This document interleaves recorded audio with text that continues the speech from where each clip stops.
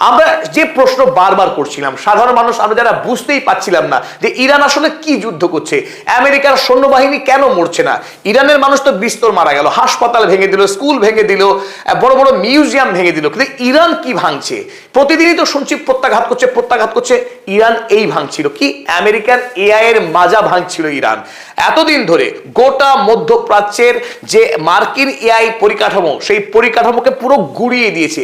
ফলে বর্তমান সময়ে একদিকে আক্রমণ করার যে মিসাইল দরকার ছিল আমেরিকার, সেই মিসাইল প্রচুর পরিমাণে ভুলভাল জায়গায় আক্রমণ করেছে, কারণ ডেটা তাদেরকে ভুল ডেটা দেওয়া হয়েছে এআই কে।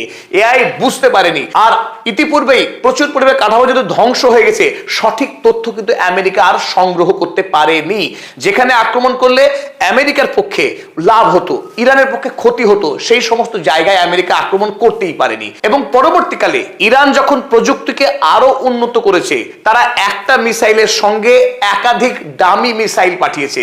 একটা যদি আসল মিসাইল হয়, তার সঙ্গে 5টা ডামি মিসাইল ছোড়া হয়েছে। তো একসাথে যখন গিয়েছে, সেই একটা মিসাইলকে ধ্বংস করতে আমেরিকাকে কখনো 20টা পর্যন্ত মিসাইল ছুটতে হয়েছে আকাশে। তাহলে গোটা যুদ্ধটা ইরান লড়লো বুদ্ধির জোরে, মানুষের বুদ্ধির জোরে, আর আমেরিকা লড়লো কৃত্রিম বুদ্ধি, এআই এর মাধ্যমে। পৃথিবী আরো একবার প্রমাণ করলো এআই এখনো শিশু আছে, তার সেই দিন আসেনি যে মানুষকে হারিয়ে দেবে। ইরান তার পোড় খাওয়া সেনানায়কদের এবং ইরানের বিজ্ঞানীদেরকে ব্যবহার করে আমেরিকাকে যুদ্ধের নাস্তানুবাদ করে দিয়েছে। চলুন এবার অপর গুরুত্বপূর্ণ খবরটা দেখে নিই। ইরানের আইআরজিসির পক্ষ থেকে গতকাল সাংবাদিক সম্মেলন করে জানানো হয়েছে, তারা বর্তমানে প্রযুক্তির উন্নতিতে একটা বড় সড় সাফল্য পেয়েছে। আমরা সবাই জানি যে ইরান এই মুহূর্তে মিসাইল প্রযুক্তিতে পৃথিবীর অন্যতম শক্তিশালী দেশ। এখানে যে ছবিগুলো দেখছেন আপনারা, ইরানের এক একটা রত্ন। ইমাদ মিসাইল, ইমাদের পরে হচ্ছে ফাতা 1, ফাতা 2 এবং খাইবার শেকান মিসাইল।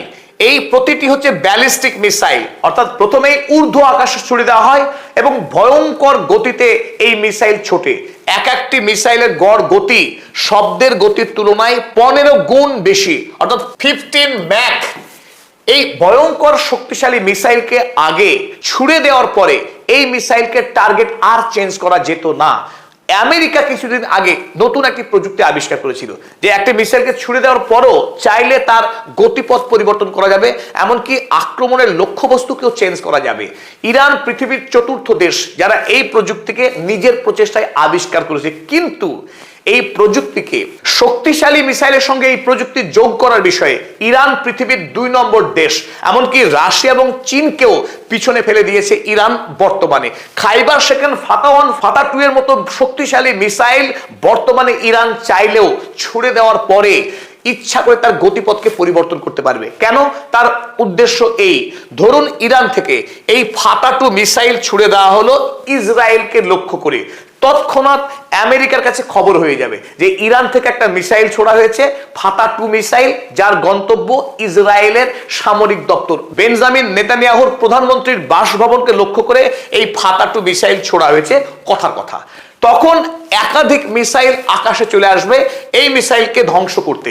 আর তৎক্ষণাৎ যদি ইরান মনে করে আরো একটা সুইচ টিপে দিয়ে এই ড্রোনের গতিপথ চেঞ্জ করে দিল, তাকে নির্দেশ দেওয়া হলো যে এই সাল্টি এয়ারবেসে মেরে দাও, তখন এই মিসাইল কিন্তু তার গতিপথকে চেঞ্জ করে ঘুরে গিয়ে ওই জর্ডনের সাল্টি এয়ারবেসকে আক্রমণ করে দেবে। এক বিস্ময়কর উন্নতি প্রযুক্তির ফলে একদিকে শত্রুপক্ষের একাধিক ইন্টারসেপ্টিং মিসাইল ধ্বংস হলো, আবার তাকে ধোঁকা দিয়ে তার অপর গুরুত্বপূর্ণ সেন্টারে গিয়ে আক্রমণ করা হলো। আর যখন আক্রমণ করা হচ্ছে, তার আগে যে সময়টুকু পাচ্ছে 2 মিনিট বা 4 মিনিট, সেই সময়ের মধ্যে আর আমেরিকার পক্ষে সম্ভব না এই মিসাইলকে আকাশে ধ্বংস করা। এক কথায় ইরান তার যে মিসাইল শক্তি রয়েছে, প্রতিটি মিসাইলকে চাইলে যথার্থ জায়গায় হিট করতে পারবে। আমেরিকা চাইলেও তাকে আকাশে ধ্বংস করতে পারবে না। ফলে ইরানের সাকসেস রেট আগের তুলনায় বর্তমানে অনেক বেশি বৃদ্ধি পেল। তাই আমেরিকার জন্য বিপদ কিন্তু বেড়ে গেল ইরানের এই ধারাবাহিক প্রযুক্তি উন্নতির ফলে। খবর কে ছেপেছে? একদিকে তো আইআরজিসি গতকাল করেইছে ভিডিও, কিন্তু পাশাপাশি ডিফেন্স সিকিউরিটি এশিয়া নামক যে সামরিক ম্যাগাজিন, এই ম্যাগাজিন খবর করেছে, তারা লিখছে Iran claims missile can switch target mid flight, যে একটি মিসাইল তার মাঝ রাস্তায় পৌঁছে যাওয়ার পরও চাইলে তার টার্গেটকে চেঞ্জ করতে পারে। Raising new threat to US পরিষ্কারভাবে লেখা হচ্ছে আমেরিকার জন্য এটি বড়সড় বিপদ।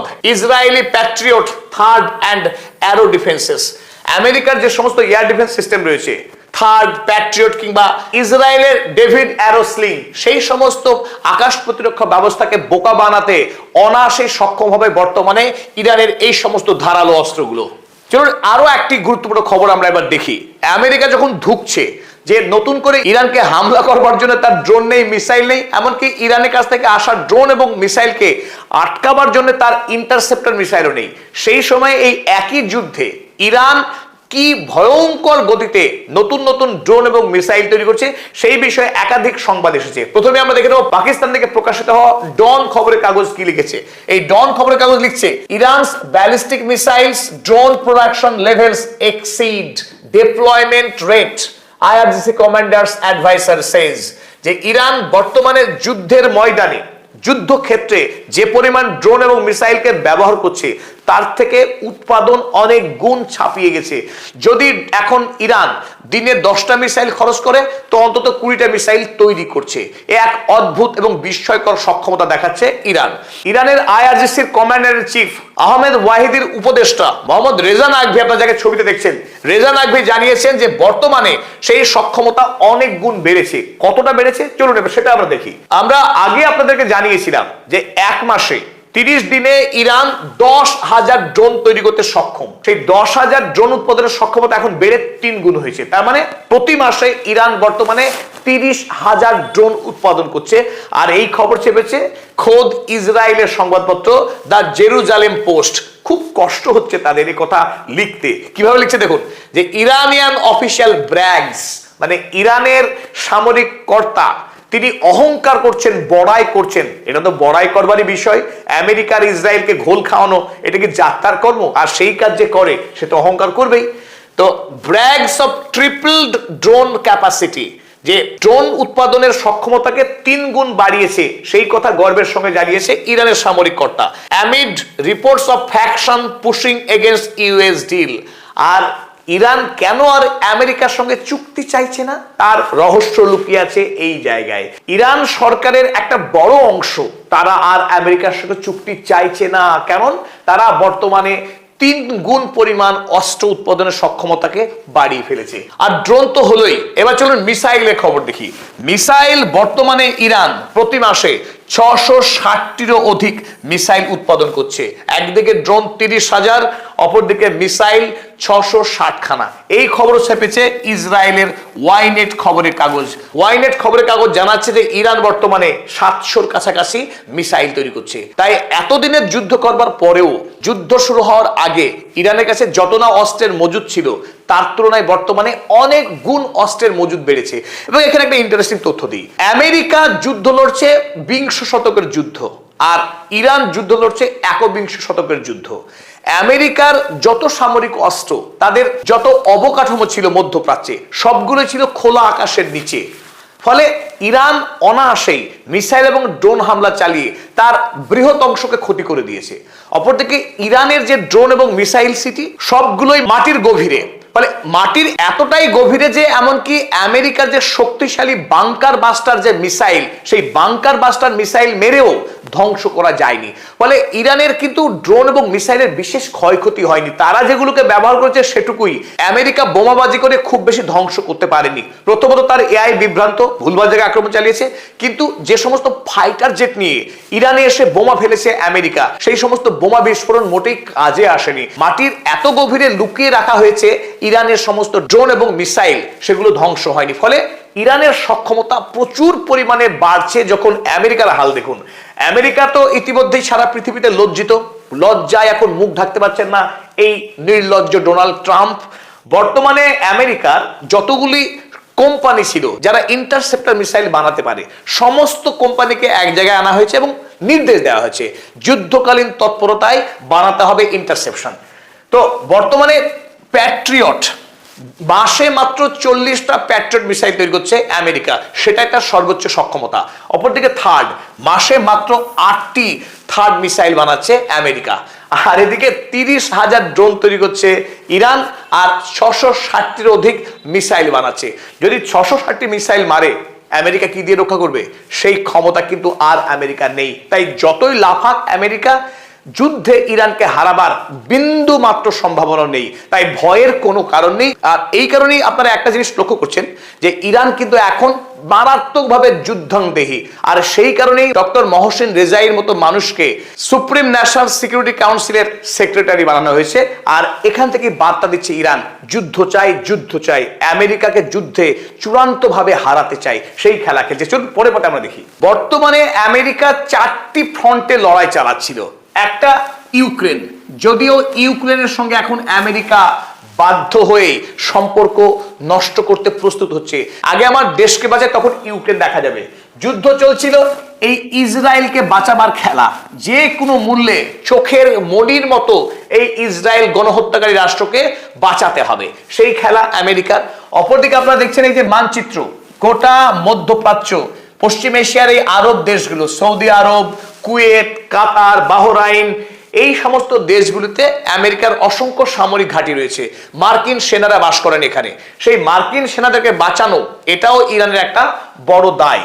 এবং আপনারা দেখছেন এই ইরান যুদ্ধে, এই ইরানকে ধ্বংস করার লক্ষ্যে গোটা ভারত মহাসাগর, আরব সাগর, এই চারিদিকে 20টা বড় বড় যুদ্ধ জাহাজ, 20টা ওয়ারশিপ রেখেছে আমেরিকা। এই সমস্ত ওয়ারশিপগুলোকে বাঁচাতে হবে, এটাও আমেরিকার দায়। অথচ আমেরিকার হাতে কোনো ইন্টারসেপ্টর মিসাইল নেই, থার্ড বলুন নেই, প্যাট্রিয়ট নেই। থার্ড প্যাট্রিয়ট যখন নেই, তাহলে ইউক্রেনে রাশিয়া যে হামলা করছে, ইউক্রেনকে কি দিয়ে বাঁচাবে? আপনারা দেখেছেন যে এই মধ্যপ্রাচ্যের সামরিক ঘাঁটিগুলো এখন প্রায় ধ্বংসপ্রাপ্ত, সেগুলোকে বাঁচাবার জন্য মিসাইল নেই। তাই বর্তমানে যে জায়গায় এসে দাঁড়িয়েছে আমেরিকা, ইউকম, যিনি আমেরিকার ইউরোপকে দেখার যে সামরিক প্রধান, সেই সামরিক কমান্ডার ইউকম, তিনি জানিয়েছেন যে বর্তমানে আমেরিকার কাছে অপশন একটা, যে হয় তুমি ইসরায়েল রাষ্ট্রকে বাঁচাও, নতুবা মধ্যপ্রাচ্যে থাকা মার্কিন সেনাদেরকে বাঁচাও। তুমি সবাইকে বাঁচাতে পারবে না, আর ইউক্রেনকে বাঁচাবার তো প্রশ্নই নাই। আমেরিকাকে ঠিক করতে হবে যে তার কাছে কে বেশি গুরুত্বপূর্ণ, কাকে সে বাঁচাবে। আর এই খবর চেপেছে আমেরিকার ওয়াশিংটন পোস্ট। ওয়াশিংটন পোস্ট লিখছে, US general wants Pentagon he lakhs sufficient forces to protect Israel. ইসরায়েলকে রক্ষা করবার জন্য তার যে পরিমাণ সৈন্য দরকার, অস্ত্র দরকার, এখন আর অস্ত্রের কথা লিখতে পারছে না আমেরিকার কাগজগুলো, কারণ ডোনাল্ড ট্রাম্প আচ্ছা করে পেটাবে। তাই লিখছে ফোর্সেস, ফোর্স দিয়ে ইসরায়েলকে কোনোদিনই বাঁচায়নি আমেরিকা, বাঁচিয়েছে অস্ত্র দিয়ে। তো লিখছে যে আমেরিকার কাছে পর্যাপ্ত শক্তি নেই ইসরায়েলকে বাঁচাবার মতো। আর এটাই সেই আদর্শ সময় যারা আমরা প্রতিদিন হা হুতাশ করছি, ইরান কেন ইসরায়েলকে নতুন করে মারছে না, ইসরায়েল কেন ধ্বংস হচ্ছে না। ইসরায়েলকে ধ্বংস করতে হবে না, ইসরায়েল নিজে নিজেই ধ্বংস হবে। যেদিন আমেরিকা ইসরায়েলকে টাকা পাঠানো বন্ধ করবে, যেদিন আমেরিকা ইসরায়েলকে অস্ত্র পাঠানো বন্ধ করবে, সেদিন মধ্যপ্রাচ্যে ইসরায়েল বলে কোনো রাষ্ট্র আর থাকবে না। ইরান যেভাবে তার সামরিক শক্তিকে বৃদ্ধি করছে এবং আমেরিকার থেকেও শক্তিশালী হয়ে উঠছে, তাতে করে ইসরায়েলের আয়ু যার বেশি দিন নেই, সে কথা খুব জোর দিয়ে বলা যায়। এতক্ষণ ধরে আমাদের নিবেদন শোনার জন্য আমাদের প্রত্যেক দর্শক মণ্ডলীকে জানাই আন্তরিক কৃতজ্ঞতা এবং ধন্যবাদ।